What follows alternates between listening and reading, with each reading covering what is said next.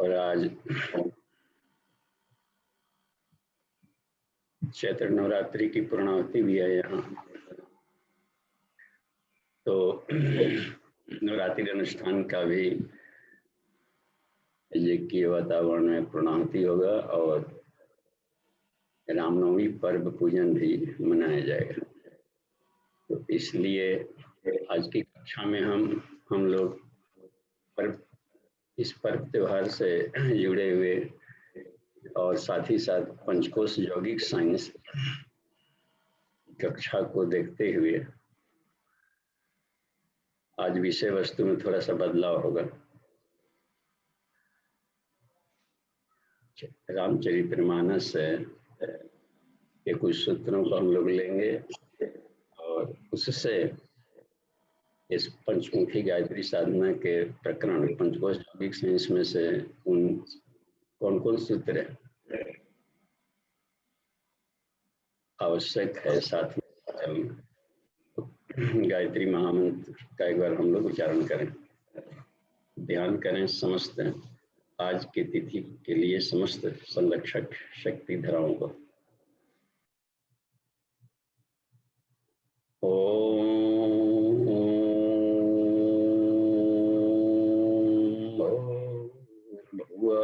स्वः तत्सवितुर्वरेण्यं भर्गो देवस्य धीमहि धियो यो नः प्रचोदयात्। जी प्रणाम।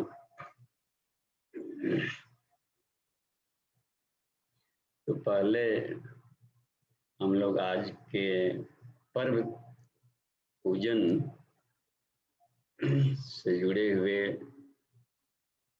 देव संस्कृति के एक सूत्र को स्मरण करें। पर्वों का उद्देश्य क्या है, एक बार जानना चाहा था पुलस्त ऋषि ने। ऋग्वेदोपनिषद के चौथे मंडल में है देव संस्कृति खंड। पुलस्त ऋषि कात्यायन पूछते हैं कि भारतीय संस्कृति में पर्वों की इतना महत्व क्यों दिया गया। संस्कारों को, पर्व त्योहारों को छुट्टियां दे दी जाती है। राष्ट्र भर में कितनी आर्थिक क्षति और वो भौतिक क्षेत्र के लिए कितनी प्रगति अवरुद्ध होती है। इतना बड़ा घाटा सहते हुए भी भारत और यहाँ के संस्कृति के आधार स्तंभ जो लोग हैं, इन पर्वों को इतना महत्व क्यों दे दिया है, क्या कुछ मिलने वाला है। उन्होंने कहा कि जो संस्कार होते हैं वह व्यक्तित्व के उत्थान के लिए होते हैं और चेतनात्मक उन्नयन उसमें इंडिविजुअल्स जो संस्कार कराएगा वह व्यक्ति उसी को उससे संबंधित उसमें जानकारियां रहती है, कौन कौन से सूत्रों को धारण करेगा कि ताकि अपने जीवन को हम देवताओं जैसा बना सके।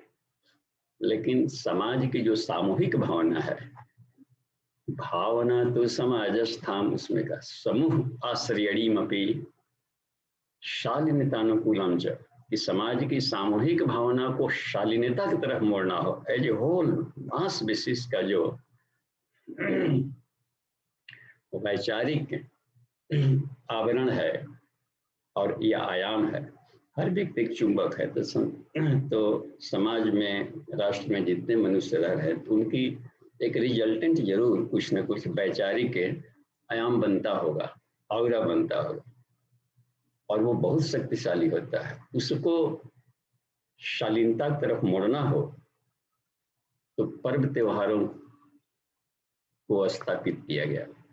हर एक दो महीने पर राष्ट्रीय स्तर के पर्व बनाए गए ताकि भारत अपने वैदिक आचार संहिता को बनाए रखें। उन सूत्रों को मत भूले जिनके आधार पर, सिद्धांतों को अपना कर यहाँ के लोग कभी जगत गुरु हुआ करते थे, सोने की चिड़िया हुआ करते थे। और उसका क्योंकि समय परिवर्तनशील रहता है, इसलिए कुछ न कुछ बदलाव करने पड़ते हैं। और यदि उसमें वैज्ञानिक तरीके से उसका प्रक्षालन नहीं किया गया, उसमें से कालांतर में आ गई अशुद्धियों को, अंधविश्वासों को नहीं निकाला गया, बहुत विद्रूप हो जाता है, भारभूत हो जाता है, और फिर एक तरीके से वो लाभ नहीं लिया जाता जिसके लिए वो बनाए गए हैं, और कभी कभी तो घाटा भी करने लगता है।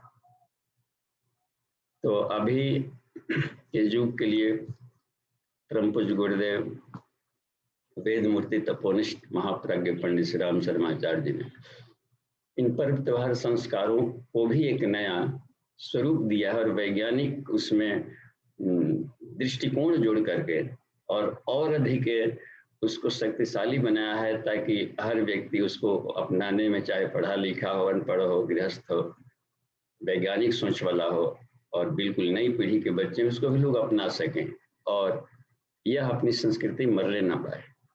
देव संस्कृति के उद्धारक कह सकते हैं, या देव संस्कृति के पुनरुत्थान के लिए रचनात्मक अभियान का जो इन्होंने शंखनाद किया, उसमें एक बहुत बड़ा कॉन्सेप्ट देना पड़ता है। इस व्यक्ति का स्टैंड क्या है, क्या चाहते हैं और क्या है। तो उसमें जो वेद को लेकर के चलता है, उसको संसार में कोई नहीं हरा सकता, और अवश्य विजय होता है। तो अब देखिए, तो ये उद्देश्य रहा। तो क्या करना चाहिए आज के दिन? 3 काम करना चाहिए: मिलन, और प्रधान देवता का पर्व पूजन। आपस में हम अपनों से भी नहीं मिल पाते, ड्यूटी में व्यस्त रहने के चलते, तो कम से कम टोले मोहल्ले आधार पर जो अपनी हैं, कहिए भाई साहब इतना दिन हो गया आपसे भेंट नहीं हुई। देखिए, कहीं मोहल्ले में रह रहे हैं और नहीं भेंट हो पाती, खासकर उनसे जो सुख दुख में साथ देते हैं, तो भी तो उससे होता है क्या कि अंतःकरण में एक शुष्कता सी आने लगती है। तो वो भरपाई करना एक बहुत बड़ा लाभ देने वाला होता है।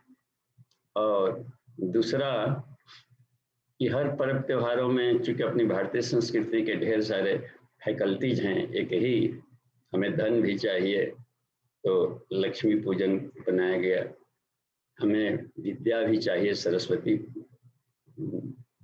पूजन पर बनाया गया, और इसी तरीके से हमें शक्ति भी चाहिए तो दुर्गा नवरात्रि, दुर्गा पूजन पर भी बनाया गया। और हमें अपने जीवन को आदर्श चरित्र बनाने तक कुछ महापुरुषों अवतारी चेतनाओं के जयंतियों के पर्व बनाए गए, जैसे जन्माष्टमी, रामनवमी। तो हर पर्व का एक प्रधान देवता होता है, और उस दिन उसके जीवन गाथा से, कर्तृत्व व्यक्तित्व से यह शिक्षण लिया जाता है, उनका पूजन किया जाता है। पुरुष युक्त से पूजन होते हैं उसके पर्व के जो मुख्य प्रधान देवता होते हैं, और उनके कर्तृत्व व्यक्तित्व पर काफी गहन चर्चा होती है। और आज के युग के परिप्रेक्ष्य में अभी के लिए हम उनके आचार संहिताओं में से कौन से अंश ले सकते हैं जो बहुत ही उपयोगी हो, यदि छोड़ा जाए तो घाटा में रहेंगे। तो ये एक बहुत बड़ा काम होता है। अच्छा, तीसरा होता है प्रशिक्षण। क्योंकि अब 1 वर्ष बाद वो पर्व आने वाला है, वार्षिक स्तर का है, राष्ट्रीय पर्व है, 1 वर्ष बाद आने वाला है, तो इसको पर्व मना करके यूं ही इसको ये कहा जाता है कि अनुयास। तो पर्व के बाद हम कुछ संकल्प ले लें, इससे जो प्रेरणा तो ली है, लेकिन इस प्रेरणा को यूं ही केवल बातों तक और केवल पर्व के दिन तक ही सीमित न रखे, कुछ रचनात्मक काम कर डाला जाए, क्योंकि वो सभी लोग इस समाज में कुछ रचनात्मक काम भी किए थे। तो हम लोग उनका नाम भी करते रहें, भक्त भी बने रहें, और यूं ही केवल हम कर्मशीलता में न उतारें उसको, तो लगेगा कि हम उनके वो यूं ही माने एक होते हैं ना कि हम आपके बहुत ये होते हैं फैन या भक्त, समर्पण, तो वो वाली रहता है कि हाँ ये सही देखा कि हमने एक राम के भक्त को देखा। वो इस पर पता चलता है कि उनके चरित्र को अपने मानस में, अपने चरित्र में ढाल करके कितना कुछ करके दिखाए, कुछ बड़े से बड़े काम भी करके समाज में दिखाए। तब संस्कृति धन्य होती है, समाज धन्य होता है, और उस व्यक्ति की प्रशंसा तो होती ही होती है, पूरा उस समाज का भी उत्थान होता है। किस गांव के व्यक्ति हैं, किस जिले के हैं, किस राज्य के हैं, किस देश के हैं, और पूरे विश्व में एक दिन वह अपन प्रभाव डालता है। तो धीरे धीरे आइए हम लोग यहाँ से चलते हैं। तो आज का जो पर्व है रामनवमी पूजन पर्व, तो नवरात्रि अनुष्ठान का जो गायत्री महामंत्र का जप तप या यहाँ पंचकोशी साधना पर जो क्लासेज चले हैं और गहन उसकी पूर्णाहुति भी है, जहाँ जिस स्तर का अनुष्ठान हुआ उसकी भी पूर्णाहुति है। साथ में इस समापन के साथ में ये रामनवमी के साथ जोड़ दिया, तो पूजा विधि पर इनका भी पूरा श्री राम पंचायतन का भी रहेगा, और आदिशक्ति ऋतंभरा महाप्रज्ञा वेद माता गायत्री के तस्वीर के साथ में। तो ये प्रधान में एक पैरेलल में आ जाता है कि आज इनका बर्थडे है, जन्मदिन मनाया जाए, और तो आदिशक्ति का भी तस्वीर रहता है पूरा, और साथ में ये रहता है कि चलिए सब परिवार और सारे देवताओं के बीच में अध्यक्षता में इनका जयंती मनाया जाए। तो इस पर्व के बारे में जो विशिष्ट है, पूज्य गुरुदेव ने देव संस्कृति खंड में लिखा है कि रामनवमी पर्व हमें क्या शिक्षण देता है। तो उसमें जो श्लोक है, मंत्र यह बताया गया है कि प्रतिवर्ष समागत्य रामस्य नवमी तिथि, प्रतिवर्ष चैत्र शुक्ल पक्ष नवमी तिथि को श्री राम के जन्मदिन मनाया जाता है, तो रामनवमी तिथि उसको कहते हैं। स्वात्म जीवन गाथा भी, उस दिन भगवान श्री राम के जो जीवन शैली है, जीवन गाथा है, उसके द्वारा हमें प्रेरणा मिलती है। इसका दिशती आदर्श जीवन जीने की प्रेरणा मिलती है, तो इसका लाभ लिया जाना चाहिए। तो इसलिए हमने मानस, कहीं कहीं तो 9 दिन मानस पर ही पारायण हुआ होगा, और मानस का 9 दिन का नवाहन पाठ हुआ होगा देश में। तो हम लोग यहाँ पर देखिए, हमने कुछ सूत्रों को, तो मानस तत्व का ज्ञान विज्ञान, ये सब्जेक्ट के रूप में आज का हम लोग ले रहे हैं। रामचरितमानस है जो तुलसीकृत है, उसके तत्व का ज्ञान विज्ञान औपनिषदिक वैज्ञानिक शैली में परिप्रेक्ष्य में हम देखें, और अभी उसमें से कौन कौन अंशों को, हम उन्हीं अंशों को लेंगे जो हमें अच्छा लगा। हर साधक अपने ढंग से अध्ययन करें और वो देखें कि उनको जो सूत्र अच्छे लगे उसको खुद अपनाएं, और अपने इष्ट मित्रों के बीच में अपने अनुभव को बांट सकते हैं। तो और सातों ये जो कांड हैं, तो उसमें से हर कांड से कुछ न कुछ प्रेरक तत्व मिले, तो उसको हमने एक जगह संकलित किया है। फिर भी बहुत सारे उसमें हमने देखे कि दोहे हो गए जो 1 घंटा में संभव नहीं है, तो 1-2 सूत्रों को उसमें से रखेंगे हर अध्याय, हर एक कांड का। कांड मन पोर भी होता है, पर्व भी होता है, और एक एक अध्याय चैप्टर्स भी कहता है। और कांड कह सकते हैं कि बालिस्टिक विस्फोट, ऐसा विस्फोट किया गया ज्ञान का कि अनेकों लोग इस चेतना के से प्रभावित हो जाए, और अभी के लिए लगे कि हाईलाइट देने वाला ये है। उससे हमने अपने कर्मकांडात्मक में, जीवन शैली में क्या चेतनात्मक विस्फोट कर सकते हैं।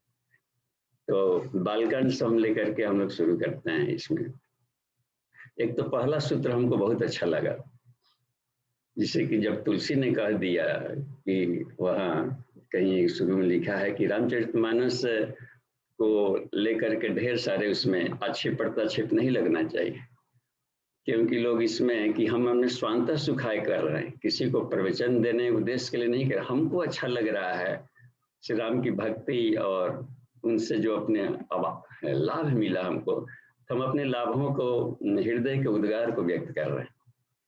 जिन्हें लाभ लेना है ले सकते हैं, तो हो सकता है। तो इस तरीके से हमें जो लाभ मिला है या जिसको हमने अपनी साधना में जिसको महत्व दिया है, उन सूत्रों को रख रहे हैं सामने। क्योंकि यहाँ के क्लासेज में एक और बात होती है कि अपने साधनात्मक अनुभव को भी रखना पड़ता है, इसको हमने किस रूप में अपनाया। तो पहला वाला सूत्र बहुत अच्छा लगा, ओम वर्णानाम अर्थ संघानाम रसानाम छंदसामपि मंगलानाम च कर्तारौ वंदे वाणी विनायकौ। हर वर्णों में, हर अक्षरों में, हर शब्दों, रसों, अलंकारों में गणेश और सरस्वती का वास है। इसलिए कभी भी हम शब्दों का दुरुपयोग न करें। दूसरों के लिए हम लोग कभी इन शब्दों को, असंवैधानिक शब्दावलियों का प्रयोग कर डालते हैं। या इसलिए कहा कि सत्यम बुरिया प्रियम बुरा, अप्रियम सत्यम न बुरियात, समझिए। इसमें सरस्वती का वास है। उसको पता नहीं चोट लगा कि नहीं लगेगा बोलने से, लेकिन माँ सरस्वती और गणेश क्या गलती किए थे, बोलने के पहले शब्द दुरुपयोग किए थे, उनका तो धस नस करके रख दिया अपने भीतर में। और सारे देवता शरीर में वास करते हैं, तो वो इस शरीर छूछ हो जाएगा, अपना स्थान बदल देंगे, उनके शरीर में जाकर चले जाएंगे। विभूतियां होती है सब, जो उसका संरक्षक होते हैं, रक्षा करते हैं अपने भीतर में।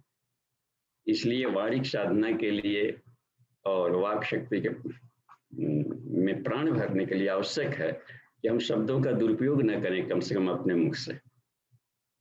तो उद्देश्य पूज्य देवर्षि नारद वाक्य सिद्ध व्यक्ति थे, निर्रद नारद, वैसे ही शब्द बोलते थे जिसको रद्द नहीं किया जा सकता। तो सलाह परामर्श कुछ भी दें तो उसका हिम्मत मत टूटे, साथ ही साथ उसके प्रगति हो, प्रोत्साहन मिले उसको, तो इस तरीके से तेज बढ़ते जाएगा अपने भीतर में। तो इसका जितना पालन किया गया लाभ मिला। और भी एक और बात अच्छी लगी, भवानी शंकरम जो है ना, वंदे भवानी शंकरम, ये भी एक अच्छा लगा। श्रद्धा विश्वास रूपम, यानी शिव और पार्वती को हम किस रूप में माने, जो आकृति में तस्वीर दिया गया रहता है उसके रूप में माने, या कथानक में है तरह तरह के तस्वीर में भी अलग मिलता है, पानी निकल रहा है माथे पर, या जो भी आकृतियां बनी है डमरू वगैरह के साथ में, या नर नारी के रूप में बनाए गए रहते हैं मानवीय आकृति में भी। तो इस रूप में दर्शन करने की लालसा है कि क्या है। लेकिन यहाँ पर ये लगा कि तुलसी ने, मानसकार ने साफ कह दिया है वहां कि भवानी शंकरौ वंदे, श्रद्धा विश्वास, श्रद्धा और विश्वास यही शिव और पार्वती। पूज्य गुरुदेव ने भी एक सूत्र दिया है कि दो सुप्रीमो है सत्य को पाने के लिए, सजल श्रद्धा, प्रखर प्रज्ञा, बस यही श्रद्धा और विश्वास कहलाता है। और प्रज्ञा ही प्राण है, वह महाप्राण है, ऋतंभरा प्रज्ञा महाप्राण कहलाता है। ज्ञान की शुद्धतम अवस्था प्रज्ञा है, बस इस जो इससे अधिक अब शुद्ध नहीं हो सकते हैं। और उसका जो उद्गम हो समझा जा सकता है, ऋतंभरा प्रज्ञा का समुद्र वहां, वह है गायत्री शब्द भी कहा गया उसे, प्राण, उसी को प्रखर प्रज्ञा कहा गया।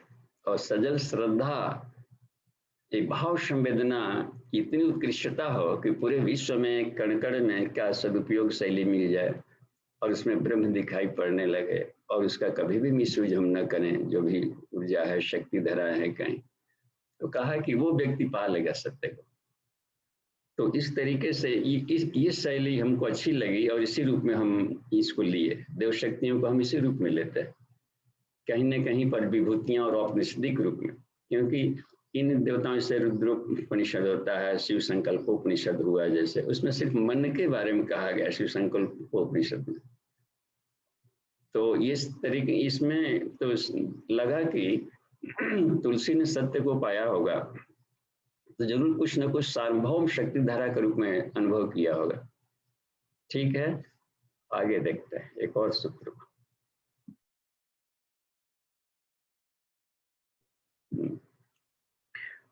अच्छा, इसमें बाल कांड में जो सबसे बड़ा लाभ मिला, इसमें संस्कार क्रांति है। अभी हम ले सकते हैं संस्कारों को, गुरु जी ने संस्कार क्रांति को बहुत महत्व दिया है।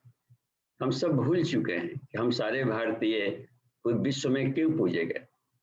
तो बल विद्या दोनों ही क्षेत्र में थे, शक्तिशाली शक्ति के क्षेत्र में भी थे, विद्या के भी क्षेत्र, और संस्कारों के क्षेत्र में। ऐसे भी लगता है कि हम भी सुखी रहे तो भी सुखी रहो।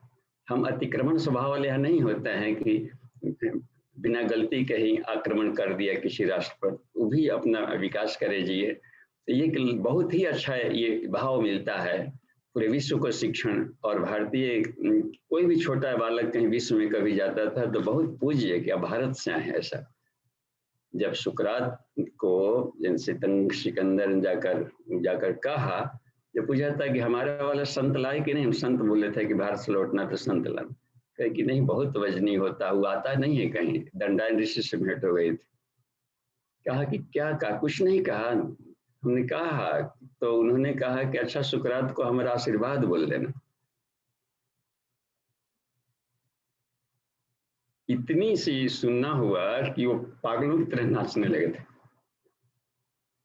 ये भारतीय संत हमको आशीर्वाद दे दिया। समझिए कितना त्यागमय जीवन हुआ करता था कवि। तो ये यहाँ पर मिलता है। तो संस्कार क्रांति में कि वो कहाँ खो गया। यहाँ पर कभी हर घर में देवता होते थे, हर बालक राम है, हर चंदन इस देश की माटी, वो सब कहाँ गुप्त और लुप्त हो गया। कौन सा अंधड़ तूफान आ गया।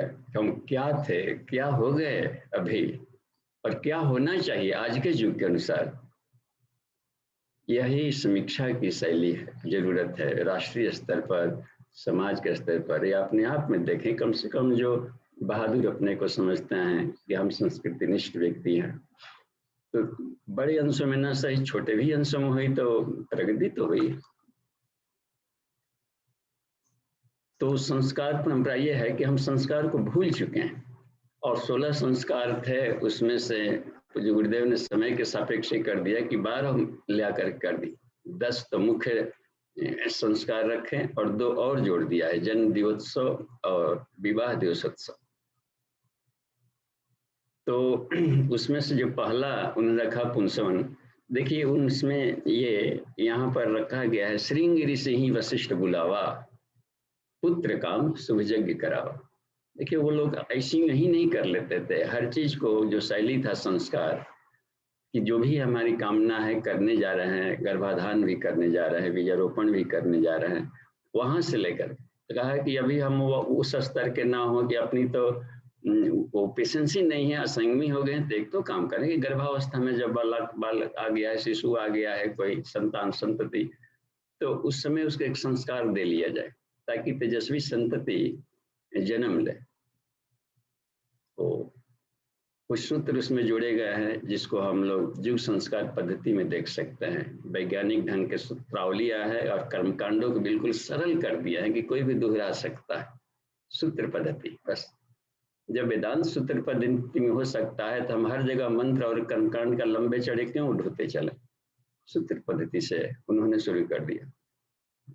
भूयो भूयो विधास्यामी, सविता को, सविता ने कहा है कि यह है कि हम सविता को रोज उपासना करेंगे। सूर्य उपासना करने वाले के माताओं जननी के घर से ही तेजस्वी संतति होते हैं। राम सूर्य कुल में जन्म लिए थे। तो ये संस्कार का कुछ सूत्र होता है, खान पान से लेकर के सब तेजस्वी संतति जन्म देने। तो जिन लोगों ने ईमानदारी से पालन किया, संस्कार करा के सबके घरों में तेजस्वी संतति हुए हैं, प्रैक्टिकल्स को इन्होंने धरातल पर ला के दिखा दिया क्रांति के रूप में। और देखिए आगे चल करके शिशु जन्म ले लिया तो नामकरण कर अवसर जानी, बोले भूपट है मुनि ज्ञानी। उन दिनों भी नामकरण यूं ही नहीं, लल्लू चप्पू नाम नहीं रख देते थे। बच्चे हैं तो नामकरण संस्कार कराया जाए। राम लक्ष्मण भरत शत्रुघ्न नाम अधियम तयोश्चापी महापुरुष कर्मणाम। उसमें दिया है, मंत्र दिया है देव संस्कृति खंड में कि बच्चों का नाम 2 ही तरह के रखे जा सकते हैं, या तो महापुरुषों के चरित्र का बोध कराने वाला, ताकि उच्चारण करते समय कोई दिमाग में थीम बने और उस स्तर का भाव संप्रेषण हो कि लड़का का व्यक्तित्व कुछ उस तरह का ऐसा नहीं लगे कि वो परंपरा खत्म हो गई है और उस तरह के गुण वाले धरती पर नहीं रहे। और दूसरा, या तो फिर भौतिक स्वगुण बोधक, उस शब्द का कुछ विभूति परक अर्थ होना चाहिए, छोटा सा विवेक शब्द है, तो विवेक नाम का कोई ये व्यक्ति परक नहीं है, ये बुद्धि और गणेश है और ज्ञानवान परक है कि बाहर वो तेजस्वी बने, प्रज्ञावान बने। तो इस तरीके से क्या, और भी देखिए संस्कार में हमने देखा कि पूरा ही तो मुंडन का भी दिया है, चूड़ाकरण की गुरु जाई, विपण पुण्य दक्षिणा बहु पाई, और दक्षिणा भी है। तब इसने गुरुदेव ने कहा कि नहीं, दक्षिणा माने बुराइयां मांगा जाए कि अपने आप में क्या सुधार करेगा। उन दिनों सब भी एक सब क्रम चलते थे, कुछ सूत्र धुलवाते थे कि ताकि लड़कों का चुनन में इन्होंने एक नया सूत्र दिया है, व्याख्या किया है, दिया है देव संस्कृति खंड में कि मुंडन कर लेते हैं तो क्या केवल बालों को हटाने भर से नहीं मतलब है, वहां शिखा स्थापन भी होता है। उत्कृष्ट मस्तिष्कम नास्ति संपत्ति व्यक्तिरवात्रिकशित, मस्तिष्क किसी की व्यक्तिगत संपत्ति नहीं है कि अपने ढंग का जो सोचते रहेंगे, समाज को कोई लेना देना नहीं है, जो भी मन करे हम करते रहेंगे। अपितु स्तंधि विश्वस्त, पूरे विश्व की संपत्ति है मस्तिष्क। इसलिए कहा कि उनको बहुत समझदारी से उसका विकास करना चाहिए, कुर्यात यत्नं तदुन्नतः। तो इन सूत्रों को दिया, तो यह इसका मतलब है कि दशरथ जैसे लोगों को यह बात मालूम था, इसलिए वो इन सारे संस्कारों को इन दोनों महत्व देते थे राम राज्यकाल में लोग। ये बहुत अच्छा लगा कि संस्कार क्रांति का, तो हम उन सूत्रों को हम लोग ले सकते हैं कि ये है किस तरीके से। और भी जाकर देखिए विद्यारंभ का भी मिलता है, गुरुगृह गए पढ़न रघुराई, इन सारे संस्कारों को उसमें स्टेप बाय स्टेप लिए गए। भय कुमार जब ही सब बराता दिन जनेऊ गुरुपति में, जनेऊ संस्कार का कितना शानदार दिया गया है। जैसे 8वीं कक्षा में बच्चे चले जाके यहाँ आ गए थे कन्या गुरुकुल हाथरस में, तो वहाँ पर कन्याएं देश विदेश के भी रहती हैं, भारत के कोने कोने में। सब लोग 8वीं कक्षा में सब जगोपवीत पढ़नी है और सुबह का भी वैदिक मंत्रों से जगह कर रही हैं। तो गुरुकुल शैली, पठन पाठन, और पहले जनेऊ संस्कार होता था तो 4 चीज उसमें जोड़े जाते थे, शिखा स्थापन, जनेऊ संस्कार यानी सद्ज्ञान सत्कर्म को जीवन में आधार मानना, कंधे पर होल लाइफ रहे, प्लस वेद स्थापना भी था इसमें, और मंत्र दीक्षा। ये चारों प्रकरण साथ में चलते थे। अभी के लिए किन्हीं को जनेऊ के प्रति श्रद्धा ना हो, शिखा स्थापन नहीं करें, तो कम से कम गायत्री महामंत्र के यानी प्राण विद्या के साधक बन सकते हैं। और जिन्हें वेद पढ़ना है तो केवल वेद की भी स्थापना कर सकते हैं। तो अलग अलग क्रम भी कर दिया, सुविधा के लिहाज से अपनाया जा सकता है। उसको कोई भी एक अंश कर लिए तो जीवन का न जाने कितना उछाल कर देगा। आगे हम देखते इसमें एक और भी, गुरुकुल भी जब गए और थोड़े ही समय में सारी विद्या इसलिए पाए कि टेक्स्ट बुक को, सब्सट्रेट को जरूर बताया, वेद पुराण पढ़ा ही मन लाई। देखिए वैदिक साइंस को हर बच्चों को, तो इसमें कहा गया विद्यारंभ में कि विद्यारंभ समुत्कृष्टिया ब्रह्म ज्ञान सनातना। विद्यारंभ के केवल भुर्भु लिखवा करके पीठ ठोदा न जाओ तो हो जगह मेरिटोरियस। उसके साथ में क्रम है कि इसके साथ में क्या क्या करना है, इस बच्चे को क्या क्या बताना है, माता पिता जो गुरु हैं इसको किस तरह का शिक्षण दे आगे मस्तिष्क के विकास के लिए। तो विद्यारंभ समुत्कृष्टिया ब्रह्म ज्ञान सनातनम, जिसको ब्रह्म ज्ञान की शिक्षा देनी है, और आत्मज्ञान अमुदा हो, आत्मज्ञान की शिक्षा देनी है, सर्व ज्ञान तथा भी, ताकि संसार में अपने पेट भरने के लिए, रोजी रोटी के लिए जितनी फैकल्टी आज से हो सकता है, जो ये बचा सकता है, उस तरह के ज्ञान विज्ञान से दिया गया जो अभी पढ़ाया जाता है। आर्थिक प्रावलंबन अपने भीतर से हटे और उसमें स्वावलंबी मन के राष्ट्र को हम बनाए कर सके, अपने जीवन को शानदार बनाए। तो सभी तरह के शिक्षण चलते थे। तो यदि इस तरीके के सर्वज्ञान चल रहा है तो समझिए कि निश्चित रूप से योग्यता के साथ हर विद्यालय चरित्र भी पैदा करेगा। कहाँ कहाँ पर बात थी। अच्छा, अपने जब पढ़ते थे, हम मान लें कि पढ़ लेते हैं, याद नहीं रहता है, कहाँ भूल हुई। वो लोग क्या करते थे, अब जैसे राम जी को देखिए अपने जीवन शैली, वेद पुराण पढ़ा ही मन लाए, हम लोग उपनिषद अध्ययन कर रहे हैं तो उतने छोड़ देंगे अपने लाइक, चलिए सब समझ गए, तो हार्ड डिस्क में नहीं जाता, परमानेंट मेमोरी में नहीं आता। क्यों? आप कहीं अनुजन समझ आए, उसको शेयर करते थे, फिर वो लोग अपने बच्चों में भाइयों में बांटते थे। कितनी वैज्ञानिक शैली है जो कि दबी पड़ी है मानस में, और अभी लिया जा सकता है, उठा करके लाया। बाकी केवल पुराण में नहीं लिया कि हम तो प्रैक्टिकल पर विश्वास करते हैं, युग ऋषि ने कहा, और प्रैक्टिकल जीवन व्यवहारिक अध्यात्म को जिया कि लोगों को ऐसा नहीं लगे कि किसी भी ढंग से देखा जाए कि वो भी राम थे, ये भी राम है। वो 12 वर्ष वनवास रहे, 24 वर्ष तक वनवास रहे, तो किया कि उनके जीवन में क्या मिलता है, तो उनको जहां जहां पर अभी जरूरत है पूरा का जिया है और पूरा उसको प्रैक्टिकल में रगड़ करके रख दिया। चले राम के पद चिन्हों पर तब अब इतिहास बदलना होगा। तो हम सब इसमें तो गायत्री साधक का मतलब ही होता है कि भारतीय संस्कृति के सारे सूत्रों को कहीं ना कहीं झिलमिलाता इसमें मिलते रहे, किसी न किसी कॉर्नर में देखा जाएगा कि इसमें उतना नहीं तो कम से कम काफी अंशों में इसमें दिख रहा है। तो क्या ये सब अच्छा लगता है, और ऐसे ही आगे चल करके भी है संस्कारों में, तो वो भी अच्छा लगा। विवाह संस्कार तक भी हमने जाकर देखा उसमें कि समाज में कहीं कहीं चलता है पर्दा प्रथा, और उन दिनों नहीं चलता था, और महिलाएं भी वेद मंत्र बोलती थी, पुरुष भी बोलते थे। महिलाएं खुद वेद मंत्र सर्च की है, राम सिय सिर सिंदूर देही, या फिर जाके आप भ्रमण करते हैं शुभ मंगलेरियम तिलक सिंदूर, सब महिलाओं ने खोजा है इस मंत्र को, सूर्या नामक लड़की ने, या भावरे वाले जो मंत्र बोले जाते हैं। और साथ ही साथ एक और भी बात इसमें थी, करी होम विधिवत गांठ जोरी होने लगी भावरी। ग्रंथि भेदन और इन्होंने एक पुस्तक बनाया कर्मकांड भास्कर, पूरे देश भर के कर्मकांड के पद्धतियों को देखते हुए एक इतना वैज्ञानिक स्वरूप में निकाला है कि कहीं भी कराया जाए उसको वैज्ञानिक शैली से तो लोगों को अच्छा लगेगा, प्रभावी होगा और अनुकरणीय होगा, बिल्कुल लेथार्जी लेंदी नहीं, और विशुद्ध रूप से वैज्ञानिक रखे। करी खो में विधिवत गांठ जोरी होने लगी भांवरी। अच्छा, और भी क्या उसमें है, कुंवर कुंवरी कल भांवर देही नयन लाभ सब सादर ले। सभी लोग देख रहे थे, यानी पर्दा प्रथा नहीं था। और कुछ मंत्र भी बोले, ओम तनुपा अग्नेशी तनो में पाही, हे अग्निदेव आप हमको देखें और हमारे शरीर में जो भी कमियां हैं उसको दूर करें। तो लपटें आते रहती थी और चेहरे चमकते रहते थे। तो भी हम अगर घूमने के क्रम में भी कि हे पति की तरफ से भी उसमें है, और जो मंत्र बोले जाते हैं उसमें कि हे यज्ञ भगवान, हम धर्म पत्नी को देते हैं, इनके जीवन में जो भी न्यूनता है उसको आप दूर कर दें, अपनी तेजस्विता भर दें, संतान उत्पन्न करने की क्षमता, ये सब कुछ इनके भीतर में भर दें, साथ ही साथ में लक्ष्मी के सारे गुण भर दें। वाह, तो वो है उनके बस।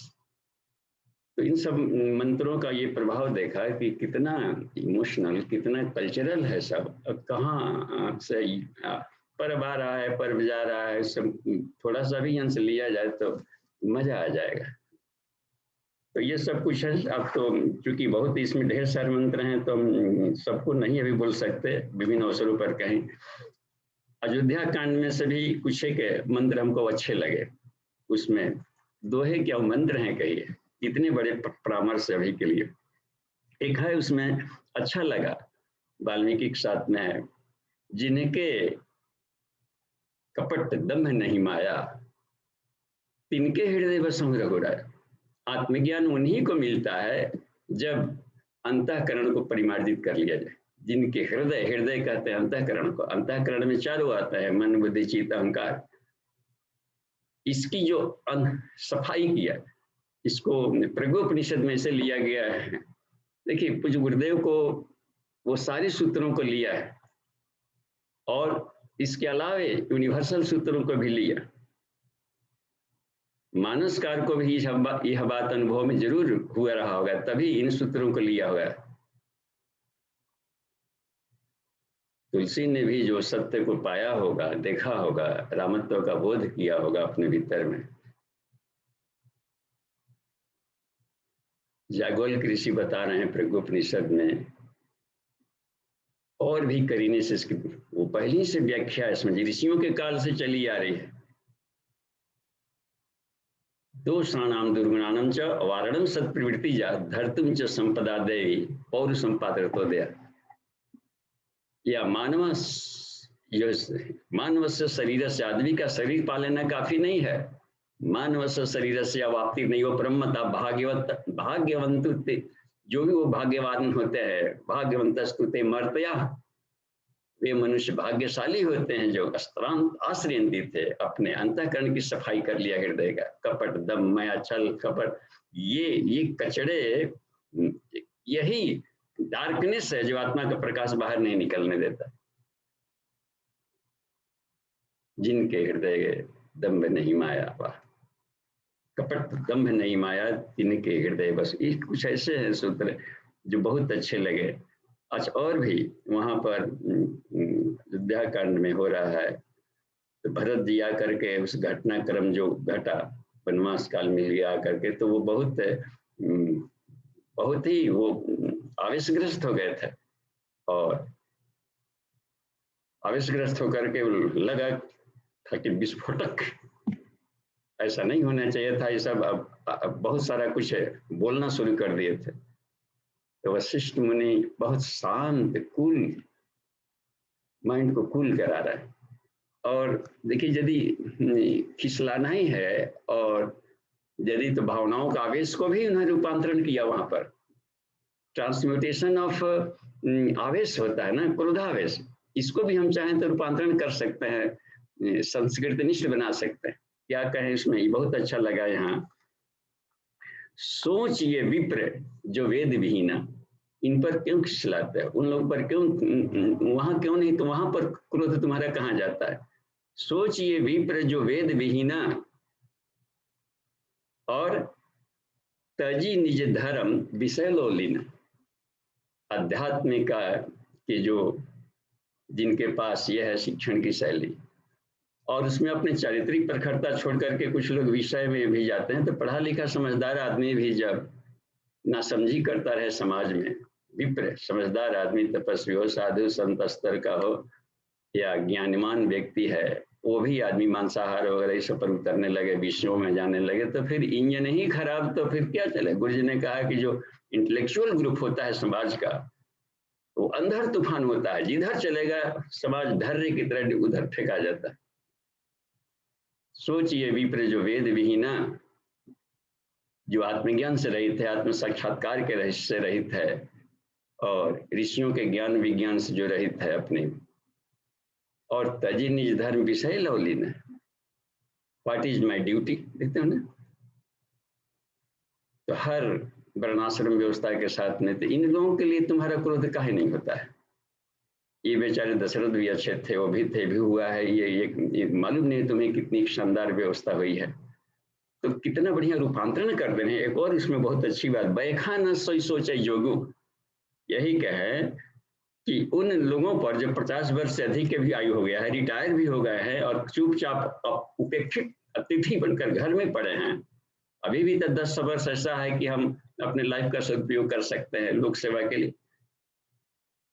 तो इन्होंने परिव्राजक परंपरा निकाली थी कि हम अपने ऐसा करें कि कुछ ट्रेनिंग लें, प्रशिक्षण ले लें, और अपने फ्री माइंड से विचरण करें। जहां लगता है 9 महीना समाज सेवा के लिए समय दिया, तो 3 महीना घर के लिए दिया।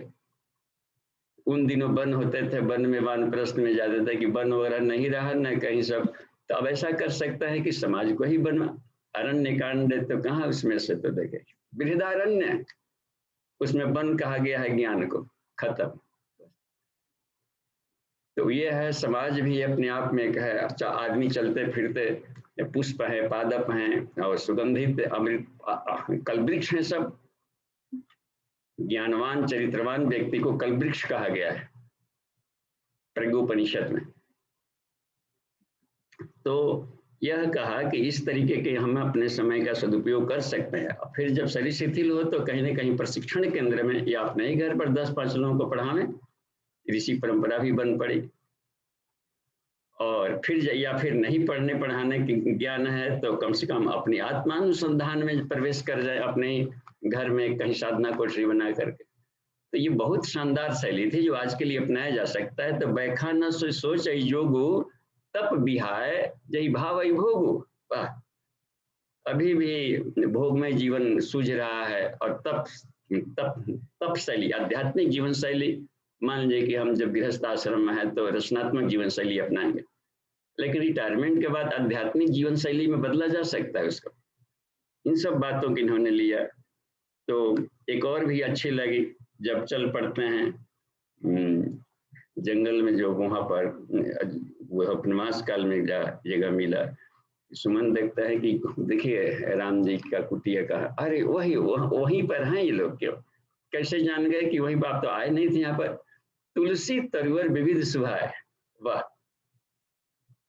कहूँ कहूँ सिया कहूँ लखन लगाए। तुलसी रोपण खूब लोग करते थे, न कि सिर्फ सीताजी लगाएंगी बस, लखन भी लगाते थे। तरुवर विविध, वेराइटी वेराइटी के राम तुलसी और कर्पूर तुलसी से लेकर के श्यामा तुलसी, जहाँ इसकी भी ढेर सारी प्रजातियां हैं, इतनी प्रजातियां भी नष्ट नहीं होती थी। और इतना ये पौधा है कि रेडिएशन को सोख लेता है। भारत पर किसी तरह के रेडिएशन का भी विस्फोट किया जाए, ये तुलसी वगैरह नवग्रह के जो पौधे प्लांटेशन है, इकोलॉजी को सबसे बेस्ट फ्रेंड होता है। चूस लेंगे अपने भीतर और टॉक्सिन को पी करके अमृत दे देता है। नरसिंह के नाखून में जो विष आ गया था, गूलर एक ऐसा पौधा है कुछ में नाखून का, हम सब चूस लेंगे, हमको कुछ नहीं होगा। तो ये बहुत ही होते हैं, शुक्र ग्रह का होता है। तो ये सब देव वृक्षों की रक्षा की जाती थी। तुलसी तरुवर विविध सुहाए, कहूँ कहूँ सिया कहूँ लखना लगाए। ये सब हम अभी के लिए अपनाने लायक है और बिल्कुल औपनिषदिक है। उपनिषद, तुलसी उपनिषद उपनिषद है, तो वो सिर्फ पन्नों में कहीं ना रहे। और अभी के लिए जो जरूरी है, तो नहीं भी कर रहे हैं तो देखिए तुलसी काढ़ा पिए, नहीं तो कोरोना भागाना है तो तुलसी काढ़ा पिए, कीटनाशक से लेकर के सब कमाल की। तो उसमें से श्री अरण्य कांड के कुछ एक सूत्रों को ले लेते हैं। चलिए 46 मिनट है, हो गया है, तो थोड़ा सा है 14 मिनट का। तो अरण्य कांड के बहुत सारे इसमें भी कुछ हैं, इसमें ये अच्छे मिल रहे हैं। तो हाँ, जंगल में निश्चरहीन करो मही, भुज उठाए प्रण की, आ गया था ना, अस्थि समूह देख रघुराया, ये किन है मुनि किनकी हड्डियां हैं। अच्छा, तो निश्चरों ने ऋषियों को, पूरे जो विश्व के धरोहर थे उनको खा डाला, उनकी हड्डियों की इकट्ठा करके ये सब समूह बनाए। ऋषि परंपरा के पुनर्जीवन, ये देव संस्कृति का अभियान होता है। निश्चरहीन करो मही, भुज उठाए प्रण की। देखिए ये प्राण में कोश ऐसे फफनना चाहिए, इस तरह से हुंकार भरने लगे, समझे कि प्राण में कोश घटा अवस्था इस व्यक्ति का ये पूर्व पा लेगा, ये और सिद्ध करेगा। यही उपाय होता है। अवांछनीयता से समझौता किसी कीमत पर ना करें, विस्फोटक बनना पड़ता है। और भुज उठाए प्रणकिन, सकल मुनि के आश्रम जाए जाए। देखिए कितने उसके लिए, अब ऋषि परंपरा में कि आपके लिए हम क्या कर सकते हैं। तो भारतीय का जो ज्ञान विज्ञान ऋषि परंपरा, वो मरने मत पावे, बस उसके लिए हम क्या कर सकते हैं। तो जिनमें जो प्रतिभा है, जो आयुर्वेद से डॉक्टर रहे और रिटायर कर गया, कहीं कॉलेज वगैरह में पढ़ा रहे थे, तो कम से कम आयुर्वेद चरक परंपरा को तो हम पुनर्जीवित कर सकते हैं। जिनको योग व्यायाम वगैरह में रुचि है तो पतंजलि परंपरा को रुचि करते हैं। मंत्र साधक हैं तो कम से कम विश्वामित्र परंपरा को आगे बढ़ा लेंगे। यज्ञ विज्ञान में रुचि है तो याज्ञवल्क्य परंपरा को आगे बढ़ा लेंगे। एटॉमिक साइंस वाला है तो कणाद परंपरा, ये सब एटॉमिक साइंस, श्रृंगी ऋषि, इन सब लोगों की परंपरा को आगे बढ़ा सकते हैं। तब क्षेत्र में है विश्वामित्र परंपरा, हम लोग बढ़ा सकते हैं, तपस्वी। तो इसमें हम लोग देख सकते हैं कि ये ऋषि परंपरा, तो ये बहुत सब सकल मुनि के आश्रम जाए जाए सुख दिन, और सबके लिए अभियान को संरक्षण का काम किया। वही श्री राम राम बन करके अभी जब आ रहे हों, वाह, ऋषि परंपरा के पुनर्जीवन के लिए क्या कुछ गला दिया अपने आप को और खड़ा करके दिखाया, चल पड़ा धरती पर। तेजी से पूरे विश्व में फैल रहा है। जिस प्रतिभा वाले हैं उस प्रतिभा के फील्ड में कहीं किसी देश में जो जानते भी नहीं है तो भी सूक्ष्म रूप से उनके भीतर प्रवेश करके उनसे काम ले रहा है। तो आगे देख लिया। अच्छा, एक और भी इसमें बहुत अच्छी बात हमें मिली। सेवरी को जब शिक्षण दे रहे थे नवधा भक्ति का, हम सेवरी के गांव पर गए हैं इसलिए कहीं उस प्रवास क्रम में एक मिला था, तो पूछा था कि एक वृद्ध आदमी गले लग करके आदिवासी, और इतना इमोशनल हो गए, रोने लगे थे। हमने पूछा कि आपके गांव में कोई मंदिर है क्या? कि हाँ है ना। कौन सा मंदिर है? गायत्री मंदिर है। जबकि पहली बार लोग उस इलाका के आसपास के दूर दूर तक कोई गांव नहीं थे, न कोई वहां पर कोई गायत्री साधक कभी इधर गया है कहीं। कहा कि गायत्री मंदिर है। किसने बनाया? सेवरी ने बनाया है। अच्छा, चलिए दिखाइए। तो गांव के बाहर ले गए और 5 फीट का के एक पहाड़ का चट्टान था, उसमें बैठ कर के आदमी सड़क कर जाए, छोटा सा उसमें दरवाजा गुफा टाइप का, और उसी में दीवार था एक, उस पर शनि हथौड़ी से कुछ आकृति बनाई हुई थी। ये गायत्री माता यही रक्षा करती हैं हम लोग के लिए। वहां पर हमें एक ज्ञान का अवतरण हुआ था।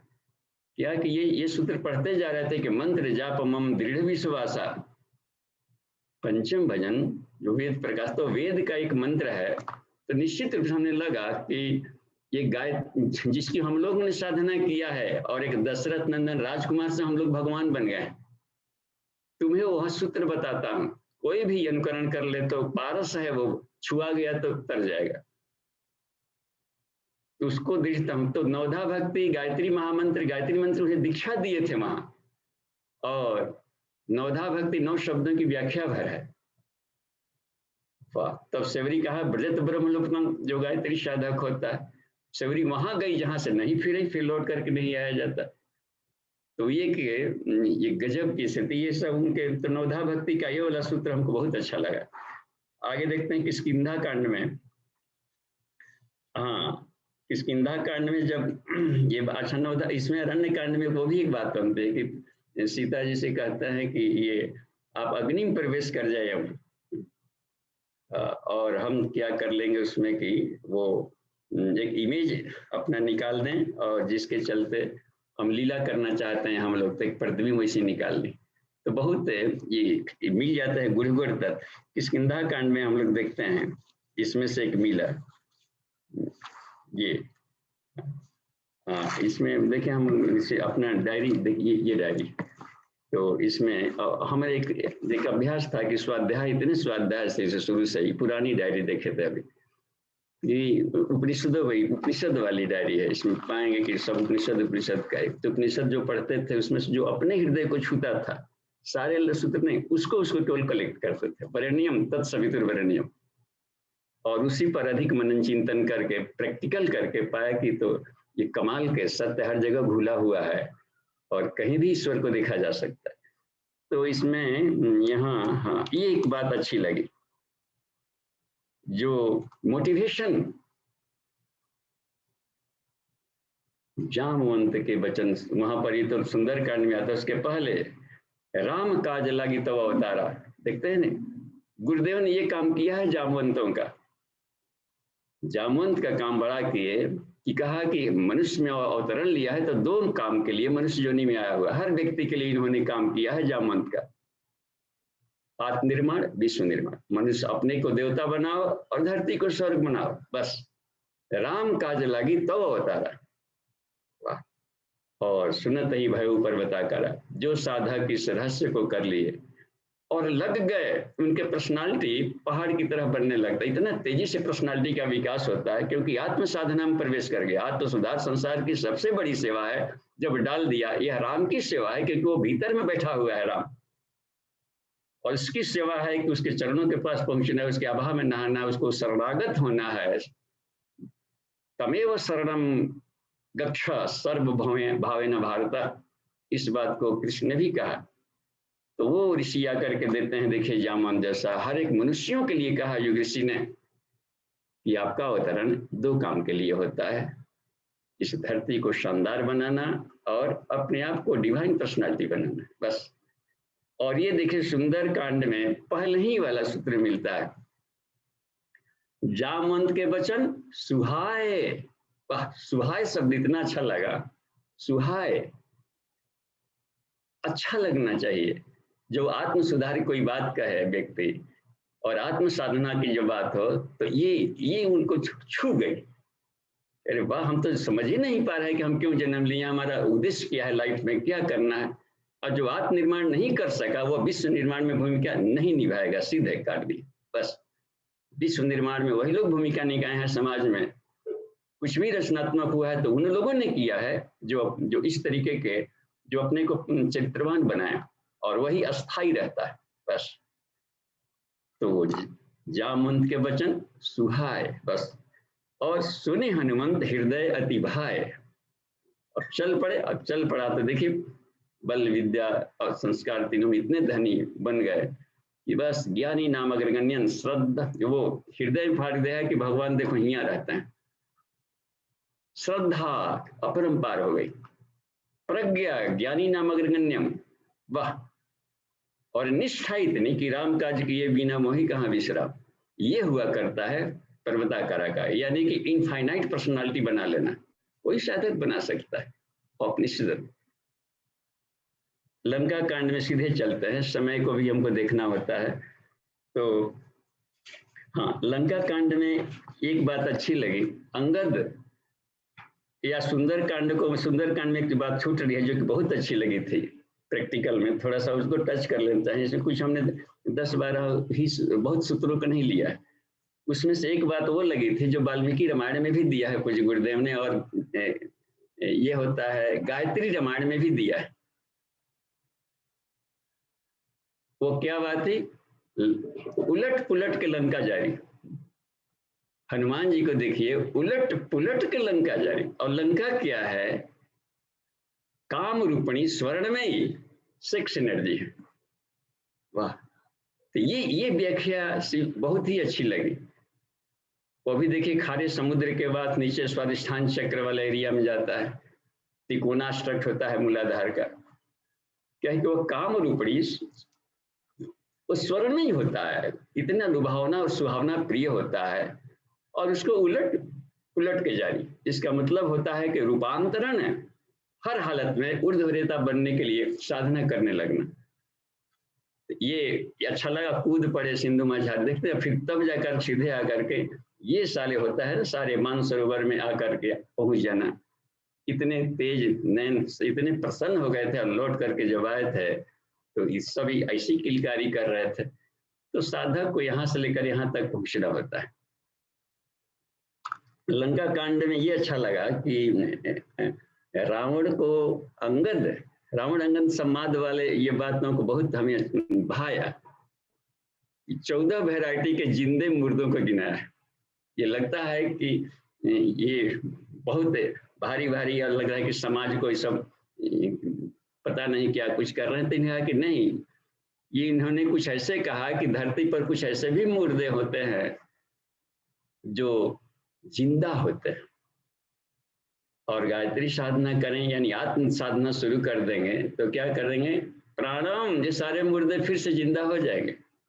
ये मुर्दे कौन कौन से हैं, और वह पूछा कि हे रावण तू बता कि तू इसमें से कौन वैरायटी वाला मुर्दा है। वो डेड बॉडी कह दिया, तो भी उन्हीं लाशों में से है जो चल फिर रहा, स्मशान घाट पर टहल रहा है। और कौल कामवश कृपण विमूढ़ा अति दरिद्र अजसी अति बूढ़ा सदा रोग बस संतत क्रोधी। वाह, विष्णु विमुख श्रुति संत विरोधी तनु पोषक निंदक अग खानी जीवित सवसम, मुर्दे के समान ये सब जिंदे हैं। 14 प्राणी, और देखा कि तुम्हें तो 14 में 14 गुण दिखाई पड़ रहा है। अब समझिए ऐसे में एक लात धरती पर मार दिया जाए तो 2-4 मुकुट ऐसे हैं जहां तहां लुढ़क पड़ता था। ये बोलता है आत्म साधक, ऐसा बोलता है, बड़े पढ़ा लिखा लेकिन आत्म साधना किया है कबीरदास की तरह, प्राण निकालेगा, क्रांति मचा के रख देगा ऐसा। तो ये वाली बात अच्छी लगी। उत्तर कांड में सीधे हम लोग पहुंच जाते हैं। उत्तर कांड में तो सीधे वो बात अच्छी लगी बहुत, उसमें भी कुछ सूत्र और भी निकाले हमने, लेकिन ये जो सबसे अधिक लगा 91वें कोष की वो साधना कि जहां से फिर न पुनरावर्तित स्थिति की अस्थायी स्थिति आ जाती है, अस्तित्व प्रज्ञता। सोहम अस्मिति वृत्ति अखंडा।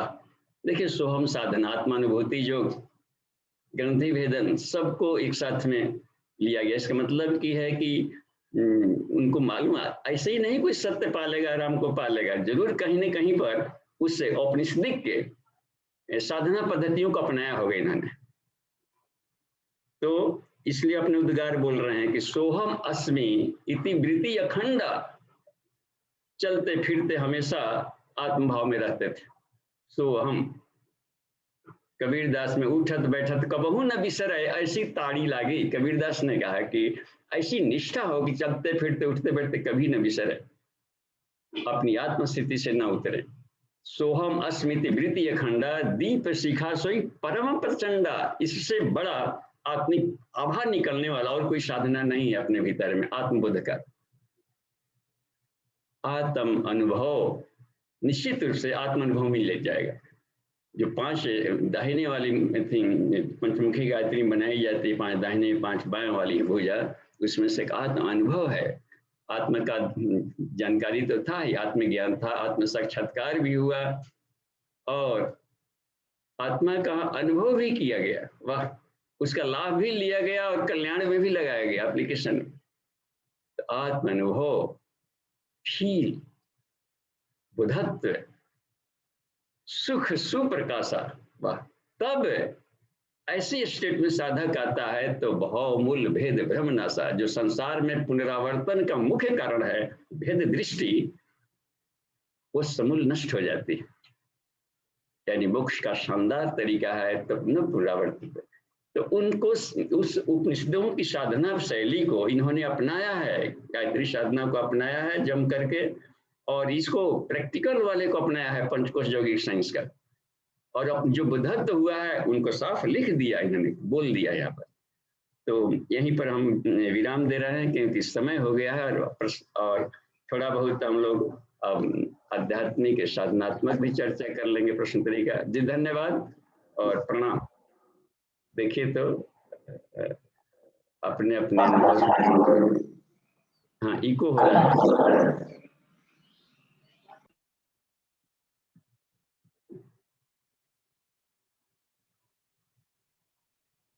हाँ नितिन जी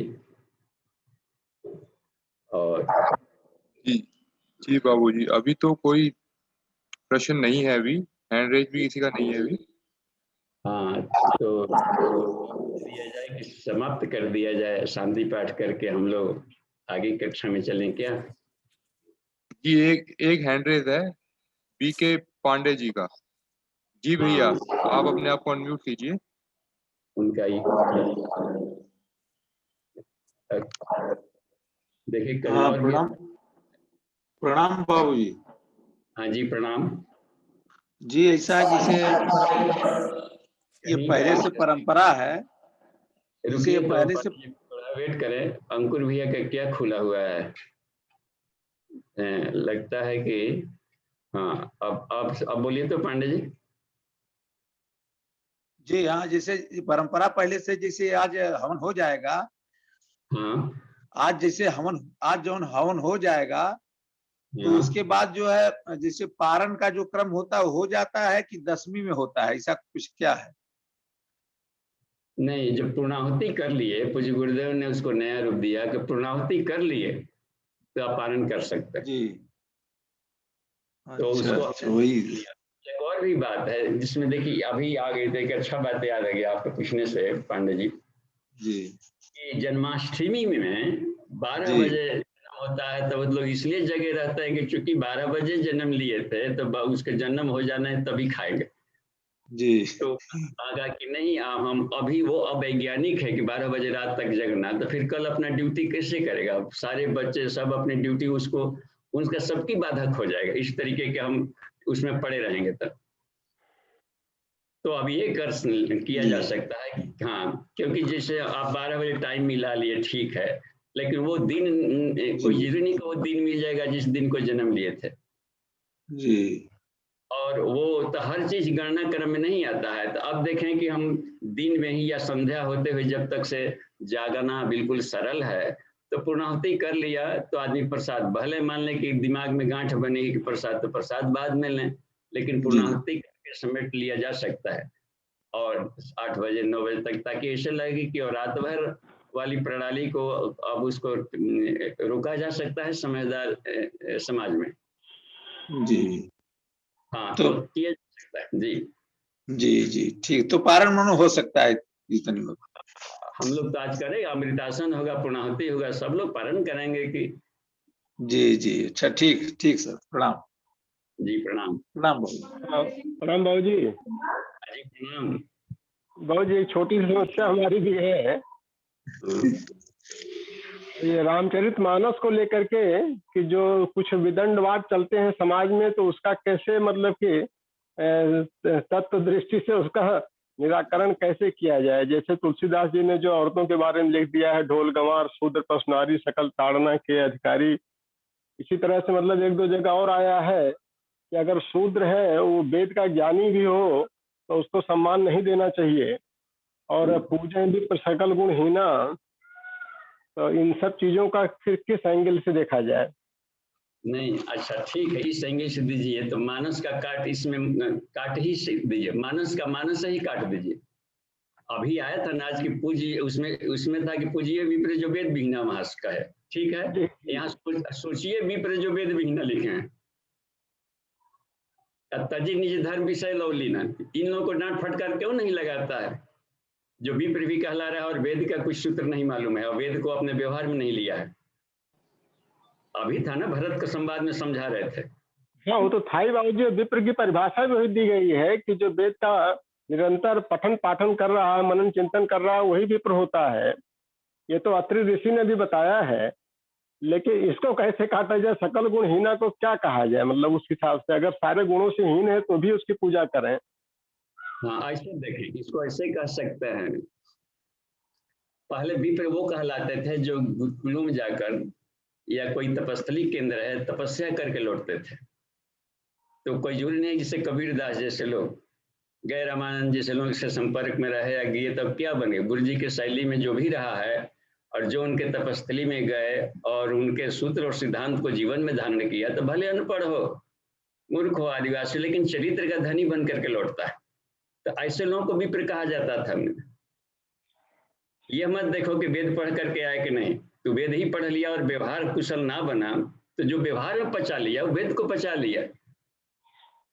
तो जिसे कबीरदास को हम ले सकते हैं कि वेद का और वेद वगैरह का उस पर प्रवचन नहीं दे सकते थे, या बुद्ध को देखें वेद वगैरह पर प्रवचन नहीं दे सकते थे, लेकिन विश्व में पूजे गए, पूरे वैदिक साइंस को अपने व्यवहार में उतार लिया था उन्होंने। जी तो ये कि विप्र वो होता है जो चरित्र चिंतन और व्यवहार का धनी होता है। तो उस हालत में व्यक्ति तो पूजाएगा ही, पूजा करे या ना करे समाज में उसी को पूजाएगा। एक अनेक से अनेक साधु संत होते हैं ऐसे। नहीं तो फिर सकल गुण हीना कैसे होगा बाबू। अगर चिंतन चरित्र व्यवहार का धनी होगा तो सकल गुण हीना कैसे होगा, इसका मतलब इस सूत्र की व्याख्या कैसे किया जाए। देखिए, सकल गुणहीना माने हम गुणों के आधार पर हम यदि सभ्य मानते हो एक आधार पर, तो जिसे आदिवासी क्षेत्रों में जब गए तो उन्होंने के वो उनको ऐसे भी मिलता है कि किन्हीं को कपड़ा पहनने का भी कहीं कहीं सभ्यता ठीक से नहीं है, लेकिन संस्कार के क्षेत्र में इतने हैं, यदि भगवान के यहाँ लाइन में बिठाया जाए तो पहले वो बैठेंगे। तो यह रहता है कि हमारी जो होता है गुण के आधार पर सब बाह्य पर्सनालिटी का मतलब अब ये बन गया है कि बाहर से सुंदर दिखना चाहिए। पर्सोना होता है आउटर मार्फोलॉजी। गुरुदेव ने कहा कि नहीं, उसका अंतःकरण देख करके मूल्यांकन किया जा सकता है। मनुष्य के मूल्यांकन की कसौटी उसके योग्यता वगैरह पर नहीं देखते, योग्यता माने गुण वगैरह, उसके सद्विचारों और सत्कर्मों को मानेंगे।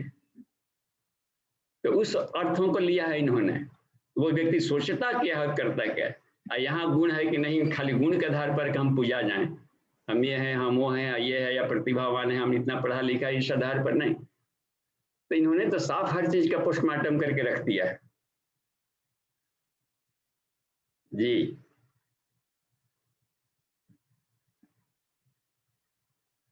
हाँ, देखते हैं। जी बाबूजी। एक और सूत्र था में, ये क्या बोलते हैं कि